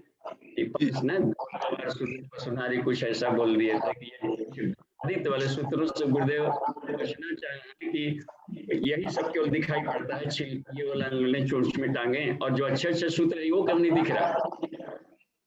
फिर भी प्रज्ञावान पुरुष को उसके पॉजिटिव अर्थ में लेने चाहिए। ऐसे पॉजिटिव अर्थ में इसको लिया गया है खंड में। जैसे ढोल हम ले, ढोल एक म्यूजिकल मूड निकालने वाला यंत्र है, तो यदि उसको अनगढ़ लोगों के हाथ में देंगे तो ध्वनि प्रदूषण जैसा बजाएगा, तो पोल्यूशन पैदा करेगा। और वही किसी शब्द ब्रह्म के जानकार बजा दे तो उसी ऑपरेटर से शब्द ब्रह्म निकाल देगा। इसलिए सब तारण के अधिकारी हैं, ऐसा नहीं हो रहा है। यानी कि ऐसे लोगों के हाथ में आना चाहिए ऑपरेटर्स वगैरह भी, जिसका गुड यूज करके पूरे समाज की चेतनात्मक लहर पैदा कर सकता।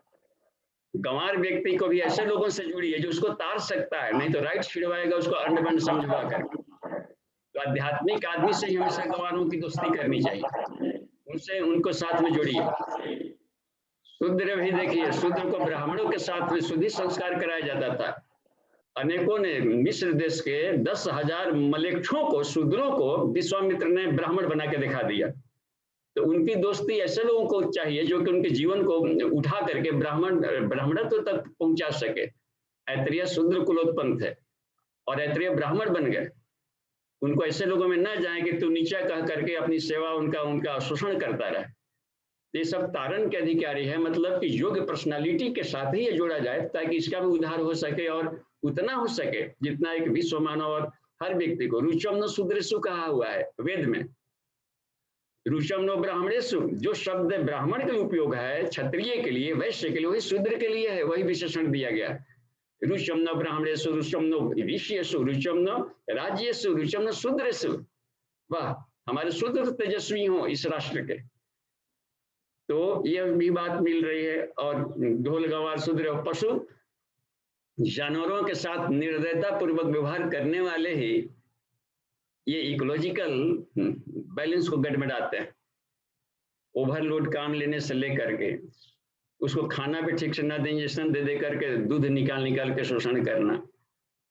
और पहले ये हुआ करता है कि जानवरों के साथ है मानवता, ह्यूमैनिटी, चले गए तो मालिक के साथ में। अब देखिए इतना लगता है कि कितना इमोशनल और वो उनके आत्मिक साथ में संबंध जुड़ जाता था गायों के साथ में। ये सब माधुरी गावो भवंत ना, ऐसे घर की गायें शहद की तरह, मधु की तरह दूध देती, और वही उसका शोषण लेंगे, संदोहन करते रहेंगे तो थन में भी दूध चुरा लेती। तो यह रहा है कि कभी भी इनके साथ दया का व्यवहार किया जाना चाहिए, अनगढ़ लोगों से न दें। इसलिए पशु भी गिनाया है उसमें, नारी को भी गिनाया गया है क्योंकि गृहिणी है, घर कुछ बहुत सारी उसमें होम मैनेजमेंट संभालती। इसका मतलब ये नहीं कि आपका जन्मे हुआ है खाली घर गृहस्थी में पढ़ करके इसी सब काम करने के लिए। उनको भी सद्योवधू के रूप में उनको ले करके और उनको गरिमा में बना करके और उनके पर्सनालिटी के ऊपर उठाया जाना चाहिए। या जो पढ़ लिख सकती हैं उन्होंने ब्रह्मवादिनी बना करके और उनको तेजस्वी, चाहे राष्ट्र को तेजस्वी करे, मैत्रेय, पाला, विश्वरा, घोषा, गोधा, इस तरीके की महिलाओं की तरह आगे बढ़े, विश्व को चमकावे। तो इन लोगों को पर विशेष ध्यान देने की जरूरत है। ये 5 विभूतियां हैं जिसमें कि हम अपने कर्मयोग में लिया जा सकता है और सब ड्यू रिस्पेक्टेबल है। जी ठीक है, धन्यवाद, आगे बढ़ते हैं। हेनरी जी बाबूजी, अगला प्रश्न संस्कृति दीदी का है। जी दीदी, आप अपना प्रश्न रखिए। प्रणाम बाबूजी। प्रणाम। माता जी को भी मेरा प्रणाम। जी सीधे प्रश्न किया है। जी बाबूजी, आपने शब्दों को बताया था, कहीं और खुला हुआ है स्पीकर किन्हीं का, वो अपना बंद कर लें। जी कहिए। जी बाबूजी, आपने शब्दों के ऊपर बताया था कि उसमें ओम ध्वनि का मेडिटेशन किया जाए, कि कभी भी जैसे कोई रूड लगता है, गुस्से में ऐसा लगता है कि उसको एकदम ओम का ध्यान किया जाए, तो यहाँ पर आके अटक रहा है, कैसे उसका मेडिटेशन किया जाए? जी अगला, चूंकि नाद योग, नाद साधना, बिंदु साधना, कला साधना, तुरीय साधना, यह विज्ञान में कुछ में आता है और नीचे शब्दों का ये तन्मात्रा में भी आया था थोड़ा सा शब्द तन्मात्रा कि उसमें कैसे, तो ओम में हर शब्द ध्वनि में ओम को कैसे देखें, ये नाद साधना के अंतर्गत आता है। अच्छा, और उसमें जो शब्द होता है, शब्द तन्मात्रा, उसमें शब्द के साथ घुले उसके भाव देखे जाते हैं। तो यदि उसके मान लीजिए कि यह है कि ऐसा शब्द बोला और कहीं ऊपर के कहीं महिलाओं को देख करके एक शब्द बोलने वाले मिल जाते हैं कहीं पर, जहाँ पर कि जो बिल्कुल ही विकृत मानसिक स्थिति वाले हैं, तो उसमें ये पता चल जाता है कि ये एक पेशेंट है बस, और पेशेंट है क्योंकि मूलतः है इसको यदि ये वाला ब्रेन को क्लीनिंग कर दिया जाए, किसी इस तरह के माहौल में नहीं रहा है जहाँ उसको सही ऑपरेशन मिल सकता हो, तो यह व्यक्ति भी समाज के लिए उपयोगी हो सकता है। तो इसमें ये पता, उसका मूल्यांकन पता चला,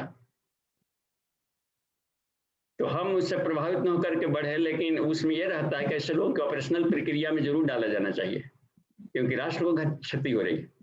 जी ठीक है, धन्यवाद जी, आगे बढ़ते हैं, दूसरे को मौका मिले। जी जी बाबूजी, अगला प्रश्न अरविंद जी आपके सामने रखेंगे। जी अरविंद जी। जी बाबूजी प्रणाम। हाँ जी प्रणाम जी हाँ जी, कहा जाए वकील साहब। जी जी, ये मेरे मन में बात बराबर आती है बाबूजी, रामायण के बारे में सोचते हैं या कभी पढ़ते हैं तो, और गायत्री रामायण जो है उसमें भी सपोर्ट बात को करता है कि वो जो धियो में योग का व्याख्या है गुरुदेव का 19वां, यस्य विक्रम असाध्य रास्ता निधम गता तम मन्ने राघवम वीरम नारायणम। इस तरह के राक्षसों से लड़े थे भगवान, मारे थे, मतलब कि अपने दोस्त दुर्दुम को निकाले थे और तब उनको भगवान का मान्यता दिया लोग। तो मेरे मन में बराबर आता है कि राम को हमें जो एक पुरुष के एक व्यक्ति के रूप में हम लोग लेते हैं, तो राम वो ब्रह्मचर्य विषबंधुत्व और कल्याण की समुच्चय थे, और इस रूप में हमें बार बार आता है, और कहीं कहीं हम बातचीत में कह देते हैं कि राम को सीधे राम क्यों ले रहे हैं, राम राम जपिए, ब्रह्मचर्य को, विषबंधुत्व की धारणा को और कल्याण की भावना के समुच्चय थे, इसको क्यों नहीं उतारते हैं जीवन में, राम राम खाली जपने से क्या होगा। तो ये कहाँ तक सही है, इसको ज्यादा से जस्टिफाइड कर दिया। नहीं ये ठीक है, मन आपकी सोच उत्कृष्ट है, तो हर अच्छा अर्थ है और अच्छे अर्थों में लेना किसी मंत्रों का उस सत्य माना जाता है, तो उससे हम, और ये भाव आ रहा है तो ये भी एक पीड़ा है जो कि निकल रही है कि वो ऐसा क्यों नहीं करते, ये अपनत्व तो है उनके प्रति आपका, ये चाहते हैं कि ऐसे लोग भक्ति भाव में हैं तो थोड़ा सा एक स्टेप और आगे बढ़े कि एप्लीकेशन में भी थोड़ा सा उतर के दिखाएं, तो वो थोड़ा अपने लिए वजनी बन जाएंगे और समाज पर थोड़ा और उपयोगी हो जाएंगे, अपने लिए भी समाज के लिए भी। तो जहाँ पर ऐसा कम दिखता है तो वो वजनी पर्सनालिटी नहीं होता, समाज में कम प्रभावी होता है ऐसे लोग। तो ठीक है, धन्यवाद, और ये होना चाहिए, और नहीं तो अपने नहीं भी तो उनको अब भाषण आसन नहीं दिया जा सकता, अपसेट हो सकता है, क्योंकि आदमी का हृदय इन दिनों छुईमुई हो चुका है, छुईमुई लाजवंती बन चुके हैं सभी। तो थोड़ी सी भी बूंद पड़ी तो फिर बेचारे मुरझा जाएंगे, फिर और भी राम राम आधा कहेंगे तो फिर और जा करके दिमाग में उनको भी टेंशन आएगा, देखिए हमको ऐसा बोल दिया, इतना दिन से कर रहे थे, बड़ी अपने काबिल समझते हैं, तो एक और भी अलग से रिएक्शन शुरू हो जाएगा। इसलिए हमें मन ही मन उनके लिए ईश्वर से प्रेयर कर सकते हैं, राम जी से कर सकते हैं। तो यह है तो कम से कम सॉफ्ट एंगल अपनाया जाना चाहिए ऐसे लोगों के प्रति भी। हाँ तो ठीक है, धन्यवाद, लेकिन हम अपने घर में कमी ना आने दें, उनका नकल ना करें, हम तो अपने सुर में चलें, ताकि कभी न कभी तो दोस्ती होगी ही होगी ऐसे लोगों को, तो उनको देख कर, आपको देख करके ही प्रेरणा लेंगे। ठीक है, धन्यवाद, आगे बढ़ते हैं। देखिए वहां पर अनिरुद्ध सिंह चौहान जी का भी एक बार हैंड रेज आया हुआ था, तो हम चाहते हैं कि वो वहाँ बेंगलोर से, तो यदि है अनिरुद्ध भैया तो उनको अपने खोल सकते हैं। जी बाबूजी, अभी तो हैंड रेज नहीं है उनका, अभी विक्की भैया का हैंड रेज है, वो अपना प्रश्न रखेंगे। प्रणाम बाबूजी। नहीं अभी आपको थोड़ा विराम है, अनिरुद्ध भैया को दीजिए सामने, देखिए फोटो दिख रहा है, लिखा हुआ है, हैंडरेज में नहीं, फोटो दिख रहा होगा, एस चौहान बेंगलोर से। केवल एस चौहान दिख रहा है, नहीं दिख रहा है तो अपने से अपना खोलने को कर दीजिए, एक बार मौका तो खोल लेंगे। जी बाबूजी, अभी विक्की भैया का हैंड रेज है, वो अपना नहीं, प्रश्न नहीं, एस चौहान लाइन में है कभी से। जी ठीक है बाबूजी, अभी कर। हाँ, विक्की भैया का जस्ट इनके बाद ले लेते हैं, और सीनियर साधक हैं और बहुत पुराने हैं, कभी कभार ही प्रश्न करते हैं जी। नहीं चौहान साहब, आपका स्पीकर नहीं खुला है, स्पीकर खोल लीजिए, और संभवतः स्पीकर खोलने की अनुमति नहीं मिल रही होगी। हाँ, अब खुल गया स्पीकर, सामने ला जी। बाबू जी प्रणाम। प्रणाम। हमारा निराकरण हो गया, आपके जो प्रकरण में वो धन्यवाद।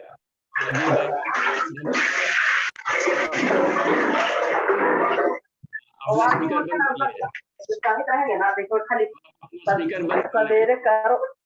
डिस्टर्बेंस हो रहा है, स्पीकर बंद कर लीजिए अपना।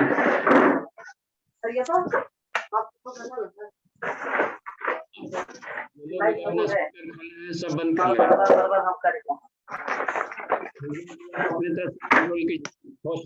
स्पीकर खोल रखा। बस हमारी जो है निराकरण ऑलरेडी हो गया, आपका बीच में प्रकरण आ गया था, बस वही था, मतलब कि जिस तरीके से गुरु गीता में भी कहते हैं कि अगर गुरु का पुत्र मूर्ख भी हो तो उसको भी पूजनीय है, वो भी आदरणीय है। तो यही मतलब एक दिया है बस। वो हर कोई डॉक्टर है, अनपढ़ है तो उसे ऑपरेशन नहीं करा सकते। पिताजी डॉक्टर हैं, उनका लड़का अनपढ़ है, ऑपरेशन इंजीनियरिंग पढ़े भी नहीं है डॉक्टर, हम कैसे ऑपरेशन करा? नहीं है डॉक्टर साहब, हम बेटे करवा लीजिए ऑपरेशन। तो इसको बिल्कुल ही नकार दिया है गुरुदेव ने कि वह वैज्ञानिक है, और सीधे इन्होंने प्रज्ञोपनिषद में लिखा है कि वर्णा नाम उसमें बहुत ही प्राय, उसमें लिखे हैं कि गुण कर्म स्वभाव नाम आधारेण विभाजनम। जो ब्राह्मण सब जो व्यवस्था है वो गुण कर्म स्वभाव के आधार पर रखी गई है। वर्ण नाम बहुत ही प्राय जन्मना नमा तो गम, जन्म से उसका कोई लेना देना नहीं है, बस सीधे काट दिए। बस जन्मना जायते शूद्र, जन्म से हर कोई अनगढ़ है, और वहां से सबको हमने अपने आप को ब्राह्मण बनाया, ऐसे उन्होंने सीना ठोक कर बोलते हैं, और अपने आप को हमने संत बनाया है बस। तो वो शैली अपनाई जानी चाहिए। अंधविश्वास में किन्हीं को नहीं पढ़ना चाहिए, वो सांस्कृतिक नहीं है, नहीं तो भारतीय संस्कृति को बहुत बड़ी क्षति हो जाएगी जी। ठीक है, धन्यवाद। और आप स्क्रीन से हट जाएं स्वतः ही, और विकी भैया को लाइए जी। विष्णु जी सामने आइए। प्रणाम बाबूजी। जी प्रणाम बाबूजी। आज कक्षा की शुरुआत इससे शब्दों के इससे हुई थी, तो सांडिल्य उपनिषद में लिखते हैं उपनिषदकार, सत्य का अर्थ है कि मन, वचन, शरीर एवं कर्म से जो हितकारी हो वही वाणी प्राणियों के समक्ष बोलना। बाबूजी, मन वचन समझ में आ रहा है, शरीर एवं कर्म, इससे वही वो परापश्यंती वाला वो दे रहे हैं क्या? उसमें होता है कि कथनी और करनी, शरीर के द्वारा कर्म होते हैं जी। तो जो कहा जा रहा है, बोला जा रहा है, उसमें आप कितने स्तर के हैं, ये कहने का मतलब कि अपने के भी हाव व्यवहारिक में उतरना पड़ता है पहले।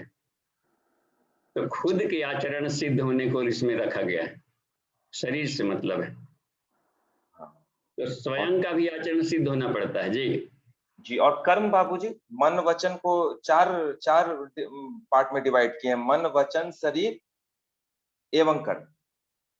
हाँ, तो अब अपने को आत्मशोधन, और कर्म माने उसका प्रैक्टिकल लोक सेवा।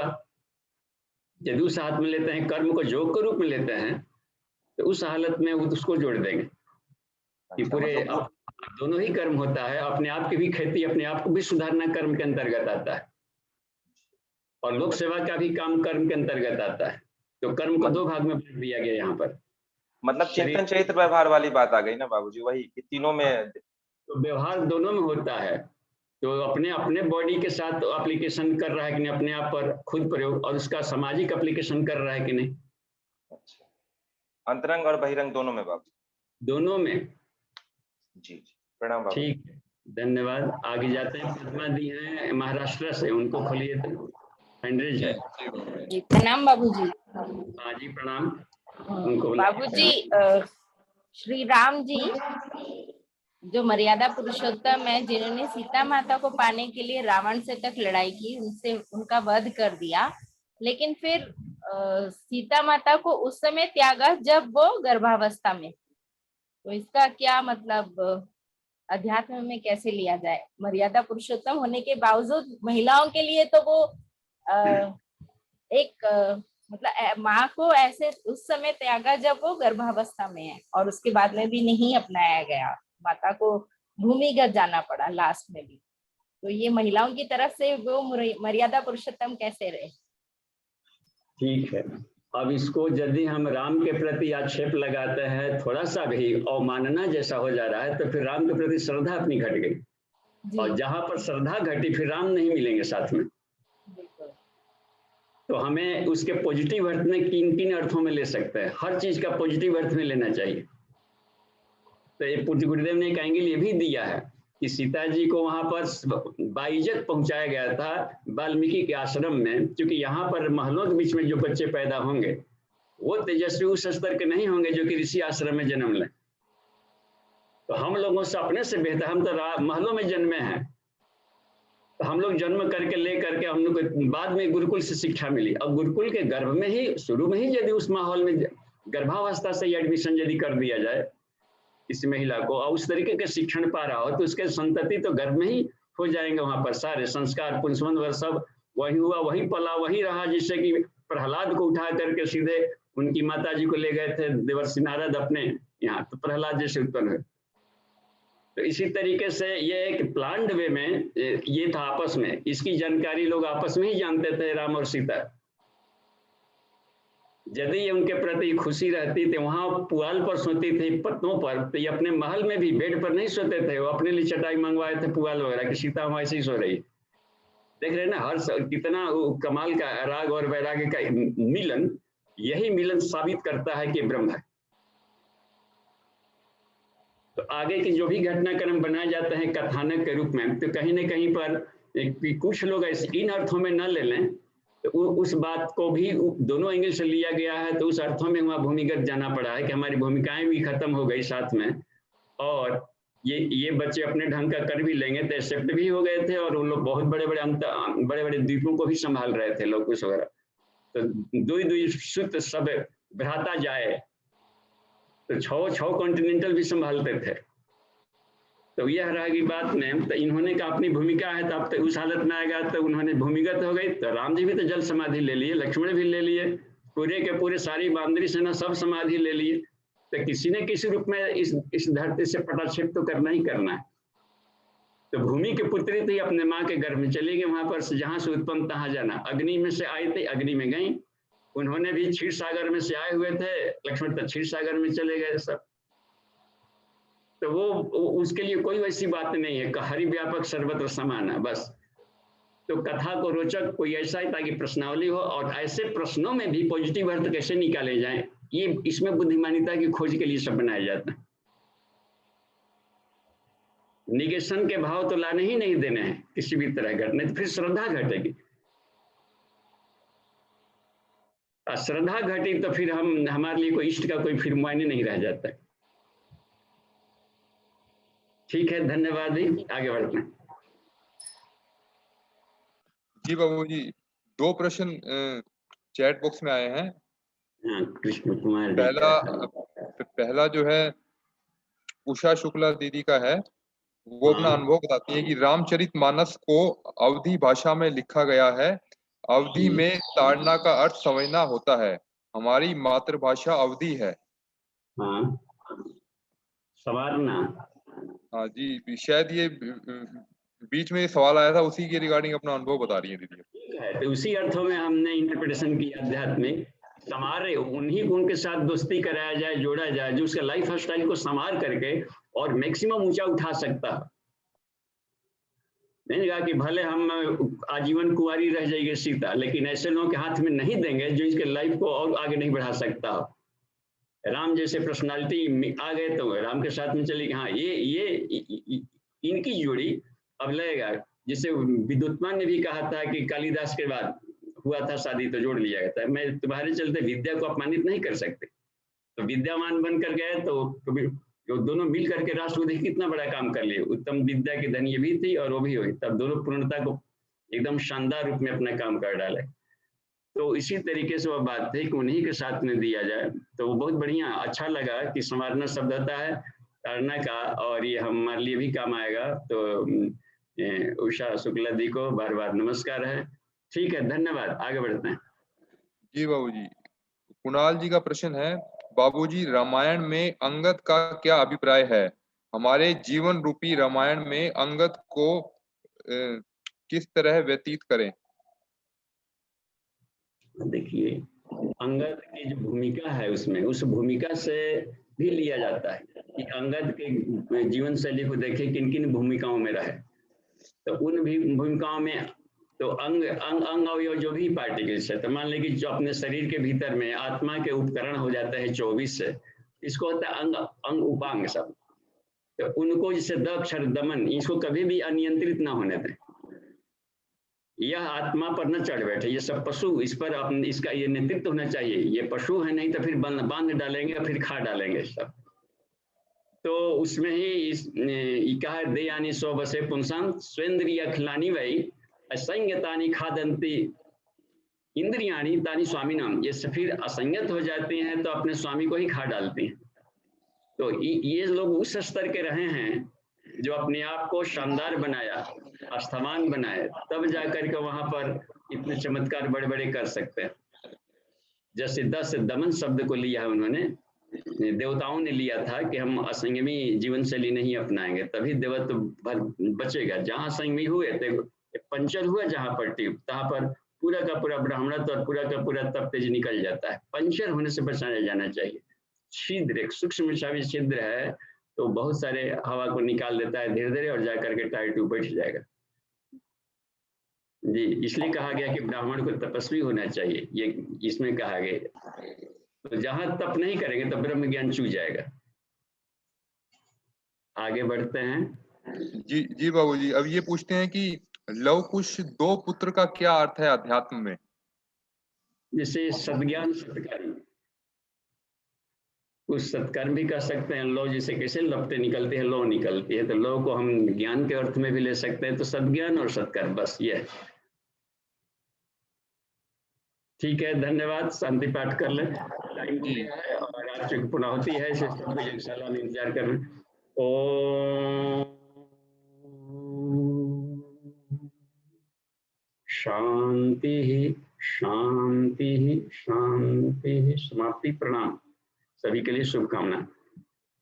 ठीक है, धन्यवाद।